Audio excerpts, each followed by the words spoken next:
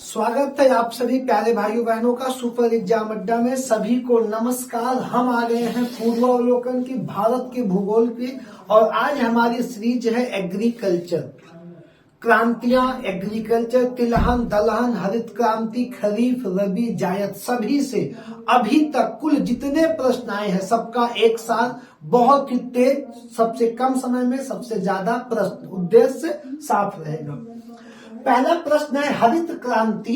हरित क्रांति नई कृषि व्यूह रचना का परिणाम थी जो 20वीं सदी के आरंभ में की गई थी। तो बेटा क्या 20वीं सदी को समझते हो? 20वीं सदी का मतलब है 1900 से लेके 2000, 1900 से लेके 2000, 2001 से लेके 2001 से लेके आगे चलोगे तो ये हमारी जो सदी चल रही है ये 21वीं सदी है बेटा। कौन सी सदी है? 21वीं सदी है। ये हमारी कौन सी सदी है? 20वीं सदी है। भारत किस सदी में आजाद हुआ? 20वीं सदी में। प्रश्न है 5वें दशक के दौरान, 7वें दशक के दौरान, 6ठे के दौरान, 8 तो नहीं। अब देखो ध्यान से, 1901 से लेके 1910 पहली सदी, 1911 से लेके ठीक 20 दूसरी सदी, 21 से लेके 30 तीसरी सदी, 31 से लेके 40, 31 से लेके 40 कौन सी सदी हो जाएगी हमारी? चौथी सदी। 41 से लेके 50, 51 से लेके 60, 61 से लेके 70, 71 से लेके 80, 81 से लेके 90 और 91 से लेके 100, 1900। ठीक, खत्म सदी। अब जैसे हम तुमसे यही पे प्रश्न पूछे कि 19वीं सदी के या 20वीं सदी में भारत को किस दशक में आजादी मिली? 1947, 1947। तो पहली सदी, दूसरी सदी, पहली सदी, दूसरी सदी, तीसरी सदी, चौथी सदी, 5वीं सदी, 6वीं सदी, 7वीं, 8वीं, 9वीं, 10वीं सदी। अब भारत को आजादी कब मिली? 1947 में। ये किस सदी में चला गया? 5वीं सदी में। हरित क्रांति कब लगी? तो हरित क्रांति जवाहरलाल नेहरू की डेथ हो चुकी थी, लाल बहादुर शास्त्री प्रधानमंत्री बने थे और उसके बाद हम 1965 में पाकिस्तान से लड़े थे, 62 में चीन से हारे थे, पाकिस्तान से जीते थे। जिसके बाद आर्थिक नियोजन नहीं हो पाया, योजना अवकाश का समय रहा, 66, 67, 68, 2-3 साल योजना अवकाश है। उसी योजना अवकाश के दौरान कब 1966 और 1967 के समय में, 1966 और 1967 के समय में हरित क्रांति लागू की गई। तो ये समय 66 से 67 का समय 7वीं में आएगा, उत्तर हो जाएगा 7वें दशक के दौरान। 7वें दशक के दौरान प्रारंभ हुई।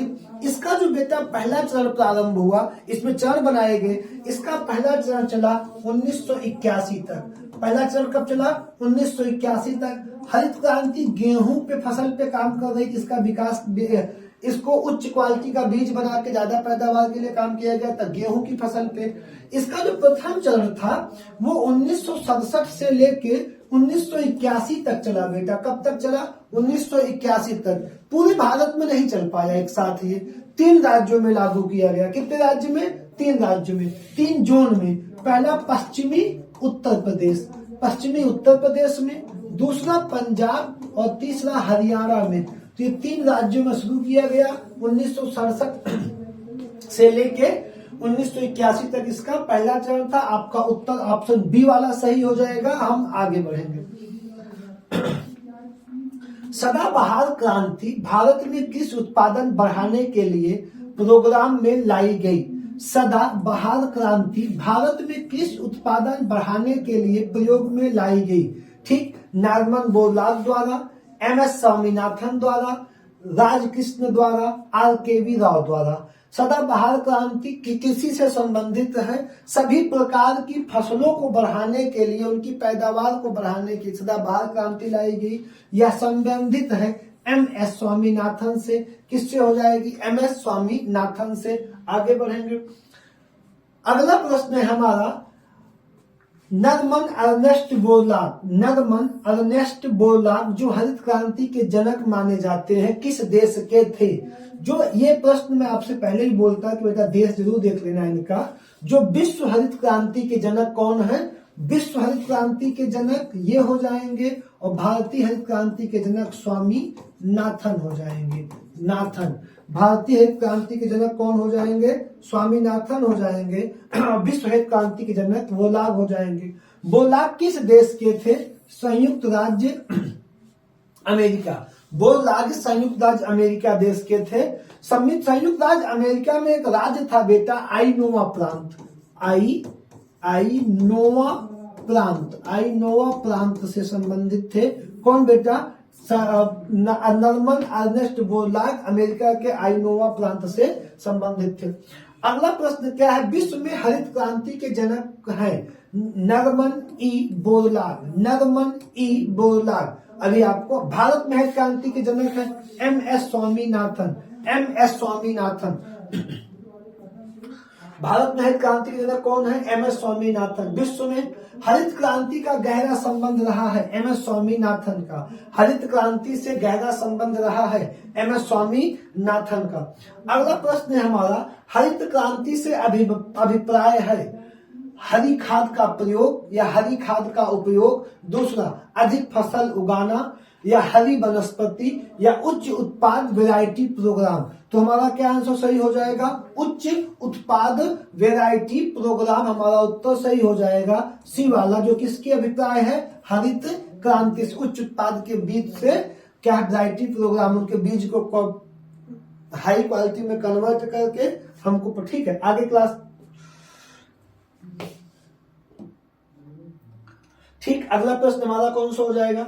निम्न में से कौन सा एक 20वीं शताब्दी के 60वें दशक के अंतिम दौर में हरित क्रांति की प्रकृति का सबसे उचित वर्णन करता है? हरी सब्जियों की अत्यधिक खेती, गहन कृषि जिला कार्यक्रम, उच्च उपज किस्म कार्यक्रम, बीज उर्वरक जल तकनीकी, इनमें से कोई नहीं। तो बेटा हरित क्रांति का संबंध हरी सब्जी से, गहन कृषि से, उच्च उपज किस्म कार्यक्रम। तो उच्च उपज किस्म कार्यक्रम का संबंध किससे है? हरित क्रांति से। बिहार का प्रश्न है, 5 ऑप्शन बिहार छत्तीसगढ़ के प्रश्न में आता है। ठीक, अगला प्रश्न है, हरित क्रांति संबंधित है मोटे अनाज से, दलहन उत्पादन से, गेहूं उत्पादन से, तिलहन उत्पादन से। तो जो हरित क्रांति हमारी संबंधित थी बेटा, उसकिससे थी? गेहूं उत्पादन से। किससे हो जाएगी? गेहूं उत्पादन से संबंधित हो जाएगी। निम्नलिखित फसलों में से किसे हरित क्रांति का सर्वाधिक लाभ उत्पादन एवं उत्पादकता दोनों में हुआ है?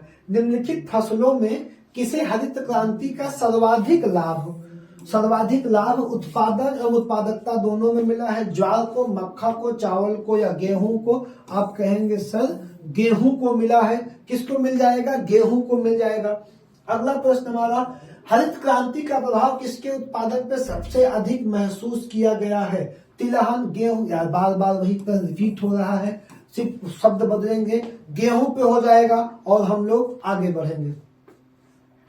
अगला प्रश्न, स्वतंत्रता प्राप्ति के बाद भारत ने सर्वाधिक प्रगति की है। स्वतंत्रता प्राप्ति के बाद भारत ने सर्वाधिक प्रगति की है चावल उत्पादन में, दालों के उत्पादन में, पटसन उत्पादन में या गेहूं उत्पादन में? तो आपको बताना है सर गेहूं उत्पादन में। किस उत्पादन में? गेहूं उत्पादन में हमने क्या किया? सर्वाधिक वृद्धि की है गेहूं के उत्पादन में। ठीक, अगला प्रश्न हमारा क्या हो जाएगा? अगला प्रश्न, हरित क्रांति में प्रयुक्त मुख्य पादप फसल कौन सा था? जैपोनिका चावल, भारतीय चावल, एमल गेहूं या मैक्सियन गेहूं? सबसे बड़ा फसल हमारा कौन था? मैक्सियन गेहूं हो जाएगा, मैक्सियन गेहूं। ठीक, अगला प्रश्न है हमारा, हरित क्रांति के फलस्वरूप गेहूं का प्रति एकड़ उत्पादन अंक रिकॉर्ड किया गया है। प्रति एकड़ उत्पादन हरित क्रांति में गेहूं का कितना हुआ है? 1500 केजी, 15 कुंतल, 20 कुंतल, 30 कुंतल या 22 कुंतल, 22 किलो। आपको बताना है कितना रिकॉर्ड किया गया है। तो 20 कुंतल प्रति एकड़ हमने क्या किया है? रिकॉर्ड किया है। किसमें? हरित क्रांति के फल स्वरूप। हरित क्रांति के फलस्वरूप। आप 2 सेकंड रुक जाओ बस।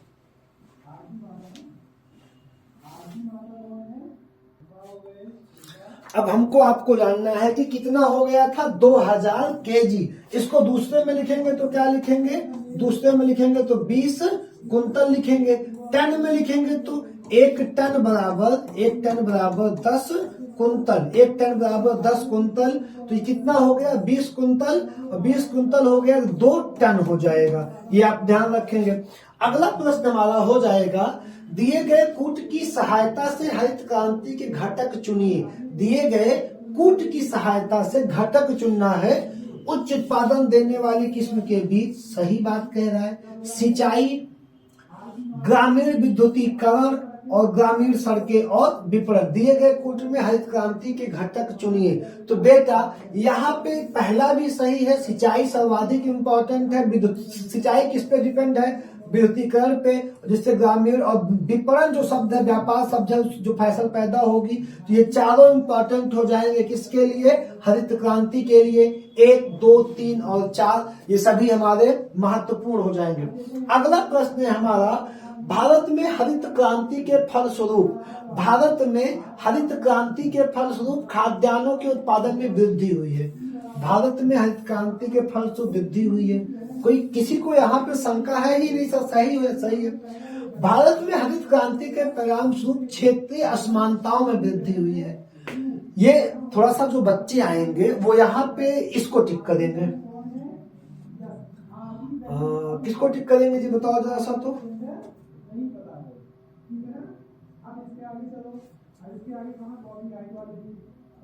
ठीक, वो इस पे ज्यादा भागेंगे, या इसमें क्या कहेंगे, वो कहेंगे कि सर ये नहीं समझ में आया, ये तो सही है लेकिन ये गलत है। ज्यादातर बच्चों के दिमाग में यही बात आती है कि सर जी हरित क्रांति में वृद्धि तो हुई है, नो डाउट से बहुत वृद्धि हुई, लेकिन भारत में हरित क्रांति के परिणाम, इसके परिणाम से क्या क्षेत्रीय असमानता में कैसे वृद्धि हो गई, क्षेत्रीय असमानता में कैसे वृद्धि हो गई।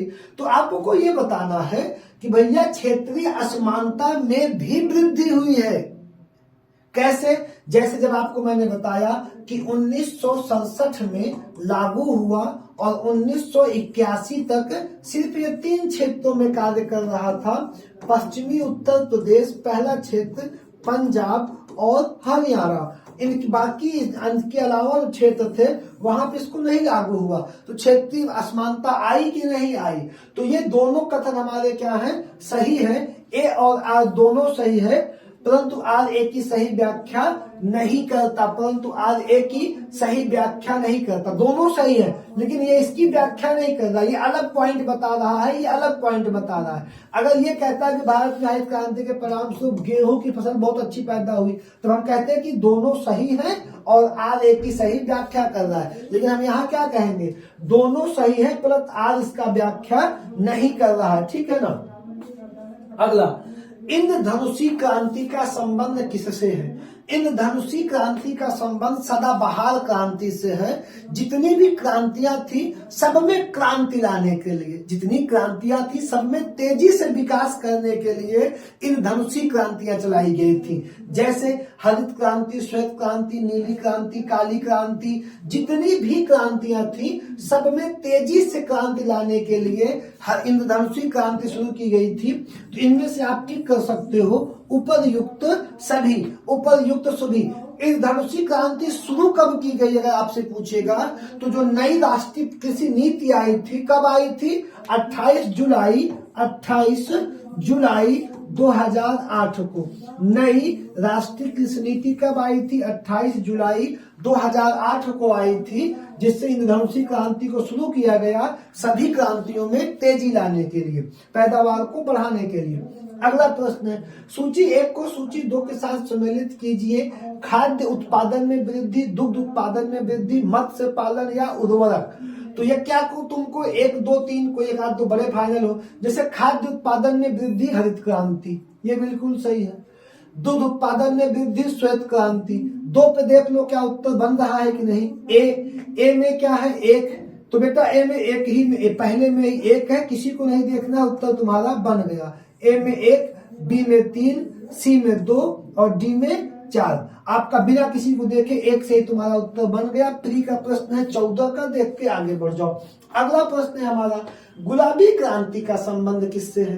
कपास से, लहसुन से, अंगूर से या प्याज से। तो गुलाबी क्रांति का संबंध है मेरे प्यारे भाई प्याज से। गुलाबी क्रांति का संबंध किससे है? प्याज से हो जाएगा। अगला प्रश्न, काली क्रांति का संबंध किससे है? दो पेज पे ऑप्शन होगा इसका। काली क्रांति का संबंध किससे है? पहला कह रहा है मत्स्य उत्पादन से, कोयला उत्पादन से, 2 दे दिया गया। तीसरा कच्चा तेल, सरसों, इनमें से कोई नहीं। तो काली क्रांति का संबंध हो जाएगा कच्चा तेल उत्पादन से। काली क्रांति का संबंध किससे होगा?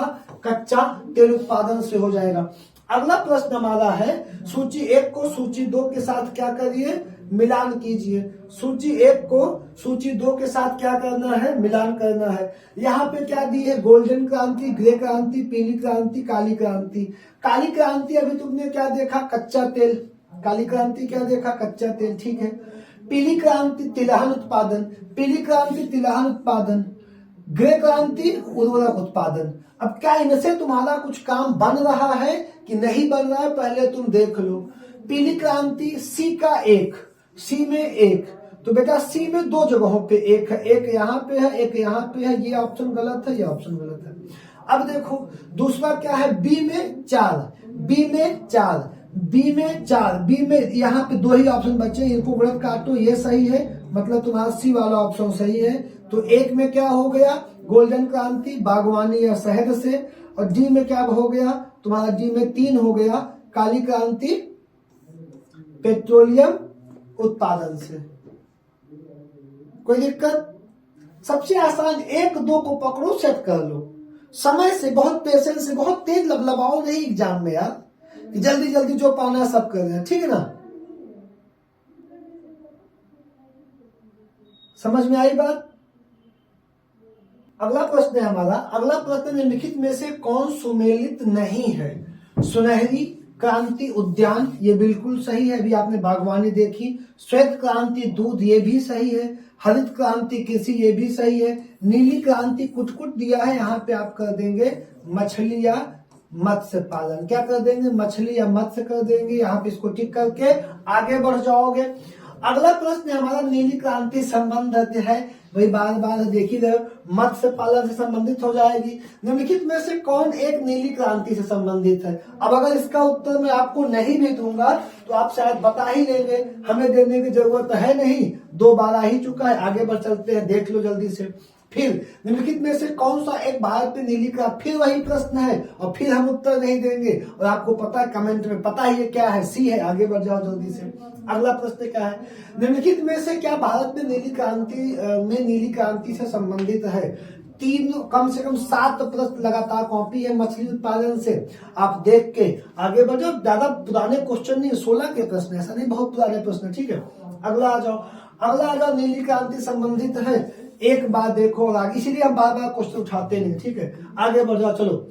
जीरो टिल बीज एवं उर्वरक ड्रिल विकसित किया गया था, बहुत अच्छा है। जीरो टिल बीज एवं उर्वरक ड्रिल विकसित किया गया है PAU लुधियाना में, JB पंत कृषि एवं प्रौद्योगिकी विश्वविद्यालय, कहाँ पे? पंतनगर में। IISR लखनऊ में, IARI नई दिल्ली में। जीरो टिल बीज उर्वरक ड्रिल विकसित किया गया है। एक ऐसी व्यवस्था JB पंत कृषि प्रौद्योगिकी विद्यालय पंतनगर उत्तराखंड ने विकसित किया है बेटा, जिसमें बिना खेत की जुताई किए उसमें फसल की बुआई की जा सकती है, उसमें फसल की बुआई और उसमें खाद को डाला जा सकता है। इस प्रकार इसकी विकसित किसने किया? JB पंत कृषि एवं प्रौद्योगिकी विश्वविद्यालय पंतनगर ने विकसित किया है। अगला प्रश्न है हमारा, निम्न में से कौन कृषि क्रांति से संदर्भ में सही सुमेलित नहीं है? फिर वही प्रश्न है, सब सुमेलित है। नीला मुर्गी नहीं होगा, नीला मछली हो जाएगा। आगे बढ़ते चले जल्दी जल्दी। निम्न में से कौन सी एक फसल व्यापारिक नहीं है? निम्न में से कौन सी एक फसल व्यापारिक नहीं है आपको बताना है। गन्ना, कपास, केला या बाजरा। तो बेटा गन्ना, कपास और केला व्यापारिक फसल है, लेकिन बाजरा मोटे अनाज की फसल है, या व्यापारिक फसल नहीं होगी। हम आगे बढ़ चलेंगे। अगला प्रश्न है हमारा, किन महीनों, अब यहाँ पे फसल की बुआई से क्रांति खत्म हो गई, किन महीनों में रबी की फसल की बुआई होती है? 3 फसलें होती हैं। कल की भी क्लास में जो यूपीपी वाले बच्चे देखे होंगे बात किया, आज भी कर दे रहा हूं। रबी की फसल मतलब जब ठंडी की शुरुआत होगी, ठंडी नवंबर और क्या है अपना नवंबर, अक्टूबर, 15 अक्टूबर से नवंबर या नवंबर अक्टूबर नवंबर किसकी फसल होगी? रबी की फसल। काटी कब जाएगी? मार्च अप्रैल। मार्च अप्रैल रबी की फसल काटी जाती है और बोई जाती है कब? अक्टूबर नवंबर में। गेहूं के साथ बोई जाने वाली सभी फसलें रबी की फसल है। ठीक, अगला बार चलोगे, निम्नलिखित में से कौन सी एक रबी फसल है? कपास बेटा खरीफ की है, अरहर खरीफ की है, मक्का खरीफ की है, सरसों रबी की है, गेहूं के साथ बोई गई बड़े पैमाने पे, देख रहे हो। अगला प्रश्न, रबी की फसलों को बोया जाएगा अक्टूबर से नवंबर तक। अक्टूबर से नवंबर तक, बार बार वही प्रश्न है, कोई बात नहीं। निम्नलिखित में से कौन सी खरीफ की फसल नहीं है? एक फसल ऐसी है जो खरीफ की नहीं है। खरीफ क्या है? खरीफ की फसल को बेटा बरसात के साथ बोया जाता है, बरसात के साथ बोया जाता है। बरसात के साथ का मतलब जून और जुलाई, जब तुम धान की रोपाई, धान, अरहर, गन्ना या कपास, ठीक है, सब बोते हो, तो खरीफ की फसल नहीं है। मूंगफली, मक्का, धान और मसूर, तो मसूर बेटा खरीफ की फसल नहीं है, ये क्या है? रबी की फसल है। मसूरी जो हम गांव में प्रयोग करते हैं, मसूरी बहुत बड़े पैमाने पर इस टाइम पे बोई जाती है, किसी किसी खेत में सरसों, किसी किसी में मसूरी या मसूर। अगला प्रश्न है हमारा, निम्न में से कौन सी रबी की फसल नहीं है? निम्न में से कौन सी रबी की फसल नहीं है? रबी में गाजर, मूली, मटर, ये सब रबी की फसल है। भिंडी रबी की फसल नहीं होगी। तेजी के साथ रफ्तार में 150 क्वेश्चन पूरा करना है। इसमें से कौन सी खरीफ की फसल नहीं है? इनमें से कौन सी खरीफ की फसल नहीं है? तो ज्वार, चना, ये तीनों खरीफ की फसल है, लेकिन चना गेहूं के साथ, इसमें सरसों के साथ बोया गया है, रबी की फसल है। अगला प्रश्न हमारा, फसलों के आधार पे बेमेल बताइए। 4 को देखिए, खरीफ खरीफ खरीफ, लेकिन गेहूं रबी, क्या हो जाएगा? गेहूं रबी। अगला प्रश्न है हमारा, गेहूं की अच्छी खेती के लिए निम्न में से कौन सी परिस्थिति समुच्चय आवश्यक है? अब बेटा गेहूं की अच्छी खेती के लिए 10 डिग्री सेल्सियस से 25 डिग्री, पकने के लिए 25, अच्छी पैदावार के लिए 10, ये तापमान चाहिए, और बारिश चाहिए 50 सेंटीमीटर से 75 सेंटीमीटर तक। तो यहाँ पे मध्यम ताप मध्यम वर्षा, उच्च ताप भारी वर्षा, निम्न ताप निम्न वर्षा, उच्च ताप मध्यम वर्षा, मध्यम ताप और मध्यम वर्षा आपका हो जाएगा 10 से 25, 50 से 75 बारिश। नगदी फसल में शामिल नहीं है गन्ना, कपास, जूट, गेहूं, ये खाद्यान्न फसल है। नगदी फसल का मतलब ये हुआ जो खेत से बेच दी जाती, ज्यादातर उन्हें नगदी फसल में रखते हैं। व्यापारिक फसल जैसे गन्ना, कपास, जूट, ठीक है, सब किसमें है? नगदी फसल में है। अगला प्रश्न है हमारा, निम्न में से किस समूह की फसलें नगदी हैं? किस समूह की फसलें नगदी हैं? इसमें बेटा खाद्यान्न फसलें हैं, इसमें खाद्यान्न फसलें, इसमें खाद्यान्न फसल है, इसमें भी सब खाद्यान्न है, इसमें ये नगदी है, ये खाद्यान्न है, इसमें सब खाद्यान्न है। यही एक छोड़ दो, सी वाला ऑप्शन आपका क्या है? कपास, गन्ना और केला नगदी फसल में चला जाएगा। अगला प्रश्न, देश में गेहूं उत्पादन कम होने की आशंका से भारत ने किस देश से 15 लाख टन गेहूं आया? बेटा ये आज का तो प्रश्न होना ही नहीं चाहिए, ये क्लियर है। ये 1998 का प्रश्न है, और उस समय गेहूं कम पैदा होता था, हमने ऑस्ट्रेलिया से गेहूं मंगाया था। उस समय का प्रश्न, आज का प्रश्न नहीं है, ऐसे प्रश्न अब नहीं आएंगे। ठीक, अब जो आएंगे आज में क्या याद किया गया, क्या नहीं याद किया गया, ये आएगा। चतुर्थ अग्रिम अनुमान के अनुसार वर्ष 2020-21 में गेहूं का कुल उत्पादन कितना रहा? 20 और 21 का तुमसे पूछा है, 20 और 21 का कितना उत्पादन रहा? 109.5 million ton, 501 million ton, 209 million ton या 201 मिलियन टन। तो बेटा 109.5 मिलियन टन गेहूं का उत्पादन रहा 20-21 में। प्रश्न आया है 22 में, तुम पेपर देने जा रहे हो 24 में, तो देख लेना डाटा 22-23 का। क्या कितना पैदा हुआ है, जब AQ की रिपोर्ट देख लेना भारत की, तब जाना, क्योंकि यहाँ पे देख लो, आगे बढ़ो। 109.5 मिलियन टन। अगला पॉइंट है हमारा, निम्न में से कौन सा क्रम 3 बड़े गेहूं उत्पादक राज्यों की दृष्टि से सही है? पंजाब, उत्तर प्रदेश, हरियाणा। पंजाब, उत्तर प्रदेश, हरियाणा। उत्तर सबसे ज्यादा उत्पादन यूपी में होता है, फिर पंजाब में और फिर हरियाणा में। ये वाला ऑप्शन हमारा सही होगा। यहाँ पे आगे पंजाब दिया है, फिर यहाँ पे यूपी होना चाहिए था, तो पहले पे यूपी, दूसरे पंजाब और तीसरे पे हरियाणा। लेकिन अगर वर्तमान की हम बात करें कि आज की परिदृश्य में ये प्रश्न आएगा 2024 में, तो आप लिखेंगे यूपी, एमपी, दूसरे पे एमपी है, तब कौन है? पंजाब है, तब पंजाब है। अब ये परिक्रम है, पहले ये था, हम इसको टिक करेंगे। अब यूपी, एमपी और पंजाब हमारा ऑप्शन होगा। गेहूं का अधिकतम उत्पादन करने वाला राज्य, बार बार वही प्रश्न देख ही रहे हो कितनी बार आया है, ठीक, लगातार प्रश्न कॉपी हो रहा है। कब आया? उत्तर प्रदेश। उत्तर प्रदेश हो जाएगा। वर्ष 2015-16 में भारत का कौन सा राज्य गेहूं का सबसे बड़ा उत्पादक राज्य था? 15, 16, 14, 15, 12, 13, या इस सब चक्कर में मत पड़ो। यूपी कौन था? यूपी। और वर्तमान में भारत का जो है 32.42% गेहूं यूपी में पैदा होता है, और 16.08% गेहूं बेटा एमपी में पैदा होता है, और 15.60 या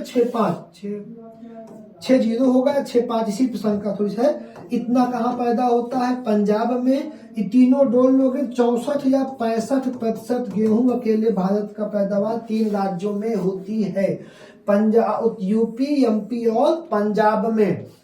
अगला प्रश्न हमारा हो जाएगा, भारत का अधिकतम गेहूं उत्पादक राज्य, वही प्रश्न बार बार है, यूपी हो जाएगा।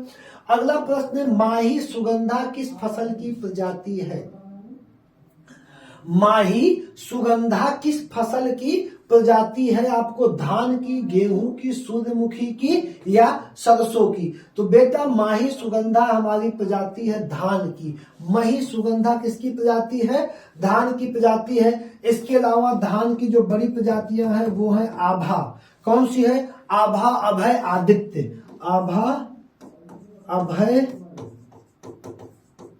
आदित्य। आभा, अभय, आदित्य, अंबिका, ये सब क्या है? पूसा। ये सब किसकी प्रजातियां हैं? धान की प्रजातियां हैं। अगला है, किसके उत्पादन में भारत में उत्तर प्रदेश का प्रथम स्थान है? तो पहला तो गेहूं, तो चावल अगर किसी ऑप्शन में है तो उसको गलत काट दो, ये भी गलत काटो, ये भी गलत काटो, दाल में गलत काटो, गेहूं, गन्ना क्या कर दो? सही कर दो। ऑप्शन डी क्या कर दो? सही करके तुरंत आगे बढ़ जाओ। अगला है कि निम्नलिखित में से गेहूं की कौन सी प्रजाति प्रेषित उत्परिवर्तन द्वारा विकसित की गई है? कौन सी प्रजाति प्रेषित उत्परिवर्तन द्वारा? बेटा जो हरित क्रांति के बाद हमने जो बीज को संशोधन करने का प्रक्रिया किया, उसमें बौनी किस्म की प्रजातियों पे हम सबसे ज्यादा काम किए, बौनी किस्म की प्रजातियों पे। इसमें पूछ रहा है कि कौन सी वो प्रजाति है बौनी किस्म का, कौन सा विकास हमने किया है? तो कौन सा है? निम्नलिखित में से उत्परिवर्तन द्वारा विकसित की गई है? कल्याण सोना, सोनारा, सोनोरा 64, सरबती सोनारा या सोनालिका? तो बेटा यहाँ पे हमारा कौन सा ऑप्शन सही हो जाएगा? सोनारा 64। सोनारा 64। सोनारा 64 के बाद गेहूं में जो और बौनी किस्म है, अगर इसके अलावा सोनारा 64 ऑप्शन में नहीं आया तो वहां लिखा रहेगा सोनोरा 63। ये भी गेहूं की बौनी प्रजाति है। कल आपको बात हुई होगी लगमा रोजा, लगमा रोजा भी बौनी प्रजाति गेहूं की है। उसके बाद क्या है आपका? मेयो 64, मेयो 64, ये भी बौनी प्रजाति है। उसके बाद यश 227, ये भी बौनी प्रजाति गेहूं की है, जो क्या की गई है? प्रेषित उत्परिवर्तन द्वारा विकसित की गई है। यहाँ पे आपका सुनहरा हो जाएगा, और ये सारी भी उसी द्वारा विकसित की गई है। चलो आगे बढ़ते हैं। अगला प्रश्न, गेहूं में बौनेपन का जीन है, किस जीन से गेहूं को बौना किया गया है? तुमको ये बताना है कौन सा जीन है जिससे गेहूं क्या हुआ है? बौना हुआ है। अब यहाँ पे एक का कोई मतलब है, 3 जीन दिए गए हैं। कितने जीन? 3 जीन। पहला है नोरिन 10, दूसरा है डीजीवुजेन ओपेक 2, तो नोरिन जेन से बेटा गेहूं को बौना किया गया है। डीवीजी से धान को बौनी प्रजाति बना के अत्यधिक पैदावार लिया गया। और ओपेक 2 से बेटा मक्का को क्या बनाया गया, बौनी प्रजाति बना के इससे अधिक। तो यहाँ पे ऑप्शन क्या है, नोरिन 10 हो जाएगा, जिससे गेहूं में बौनापन लाया गया और उनकी पैदावार बढ़ाई गई है। मैक्रोनी गेहूं सबसे उपयुक्त किन परिस्थितियों में होता है? बेटा मैक्रोनी गेहूं वह है जहां पे सिंचाई का साधन सबसे कम हो, जैसे कि राजस्थान। तो असिंचित परिस्थितियों के लिए मैक्रोनी गेहूं डेवलप किया गया है। कहां पे? असिंचित प्रदेशों के लिए। अगला है राज 3077 एक प्रजाति है। राज 3077 जहां पे पानी ज्यादा, जैसे अभी इसके पहले प्रश्न आया कि शुष्क प्रदेशों में कौन सा गेहूं लगेगा, मैक्रोनी लग जाएगा। लेकिन आर्द्रता जहां ज्यादा हो, जहां नमी का मामला ज्यादा हो, वहां ये राज 3077 डेवलप किया गया गेहूं है, जहां पे क्या हो, ज्यादा नमी हो। ज्यादा नमी वाले स्थानों पे इस गेहूं का प्रयोग, इस बीज का प्रयोग किया जाता है। आगे बढ़े। पूसा सिंधु गंगा एक प्रजाति है गेहूं की, धान की, मसूर की या चना की। तो पूसा सिंधु गंगा प्रजाति है गेहूं की। किसकी प्रजाति है बेटा? गेहूं की प्रजाति है। अब इसके बाद पूसा बसंत, पूसा बहार, पूसा गौतमी, पूसा बसंत, पूसा बहार, पूसा गौतमी, पूसा अमूल्य, ये सब किसकी प्रजातियां हैं? पूसा वात्सल्य, पूसा अनमोल, ये सारी प्रजातियां हैं गेहूं की। अगला प्रश्न हो जाएगा हमारा, यूपी 308 एक प्रजाति है। यूपी 308 प्रजाति है बेटा गेहूं की। यूपी 308 प्रजाति है गेहूं की। प्रश्न बहुत नॉर्मल नहीं है, कहां पे आ रहा है देख लो, मेंस का प्रश्न है। अगला प्रश्न है हमारा, वर्ष 2006, 7 तथा 9, 10 के दौरान भारत में गेहूं का उत्पादन बढ़ा है, घटा है? तो हमेशा लगातार बढ़ता रहा है। क्या हुआ है? बढ़ा है। क्या हुआ है? बढ़ा है हो जाएगा। निम्न में से कौन सा एक गेहूं की फसल का रोग है? ब्लास्ट, डस्ट, टिक्का और रस्ट। रस्ट एक प्रकार का क्या है? गेहूं का रोग हो जाएगा। 2 बार मेंस का प्रश्न है, रस्ट हो जाएगा। अगला है कल्याण सोना एक किस्म है, चावल की, मक्का की, गेहूं की, ज्वार की। तो किसकी किस्म है? गेहूं की किस्म हो जाएगी कल्याण सोना। अगला प्रश्न है, भारत में फसलों की अधिक पैदावार वाली निम्नलिखित किस्मों पे विचार कीजिए। इसका मतलब भारत में फसलों की अधिक पैदावार वाली किस्मों का विचार कीजिए। प्रश्न पूरा नहीं होगा, अगले पेज पे होगा। गेहूं के साथ 2 फसली के लिए अरहर में उपयुक्त किस्म है। गेहूं के साथ 2 फसलों के लिए अरहर की उपयुक्त किस्म है। तो आपको ये बताना है कि इसमें से कौन सी गेहूं के साथ अरहर की उपयुक्त किस्म हो जाएगी। ठीक, 1 मिनट आपको देख लेना। फिर से प्रश्न क्या कह रहा है? प्रश्न कह रहा है कि भारत में अधिक पैदावार किस्मों पर विचार। पूरा नहीं है, क्या याद है? दूसरा प्रश्न है, वही प्रश्न है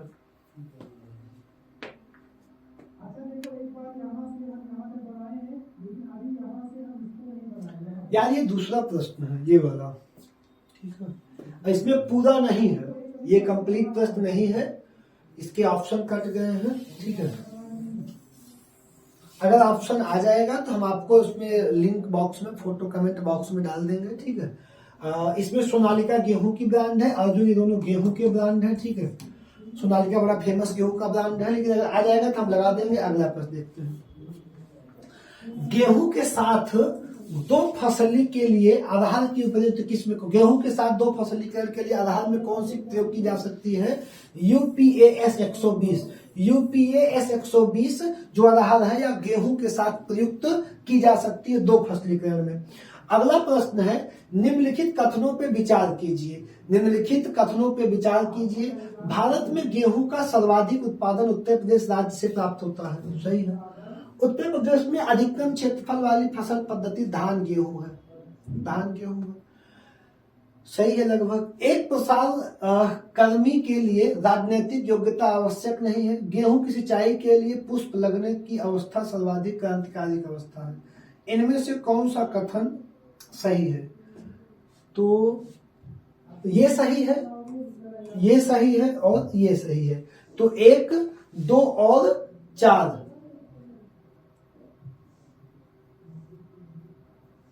एक सेकंड मुझे ऑप्शन क्या क्या है ठीक। ये प्रश्न यहाँ पे है, सेम प्रश्न बेटा ये जो यहाँ पे है, सेम प्रश्न कहाँ पे है, यहाँ पे, इस पे, यहाँ पे कंप्लीट देख लेते हैं। भारत में गेहूं का सर्वाधिक उत्पादन उत्तर प्रदेश राज्य से प्राप्त होता है, इसमें कोई दिक्कत नहीं, सबको पता है, ठीक है। उत्तर प्रदेश में अधिकतम क्षेत्रफल वाली फसल पद्धति धान गेहूं है, दूसरा भी सही है। तो 1, 2 लगातार कहाँ कहाँ सही है। यहाँ तो पहली बात एक ही ऑप्शन में नहीं है, इसको तुम गलत काट दो। यहाँ पे 1, 2 है, ठीक। यहाँ पे केवल 1, 2, 4 है, यहाँ पे केवल 1, 2, 3 है। तो एक प्रसार कर्मी के लिए राजनैतिक योग्यता आवश्यक नहीं। जो खेती का कार्य करेगा, प्रसार कर्मी होगा, उसके लिए राजनीतिक योग्यता आवश्यक नहीं है। गेहूं की सिंचाई, यहाँ पे समझो, गेहूं की सिंचाई करना है कब, पुष्प लगने की अवस्था में नहीं। गेहूं में 3 सिंचाई होती है, सिर्फ पुष्प लगने के समय सिंचाई नहीं होती।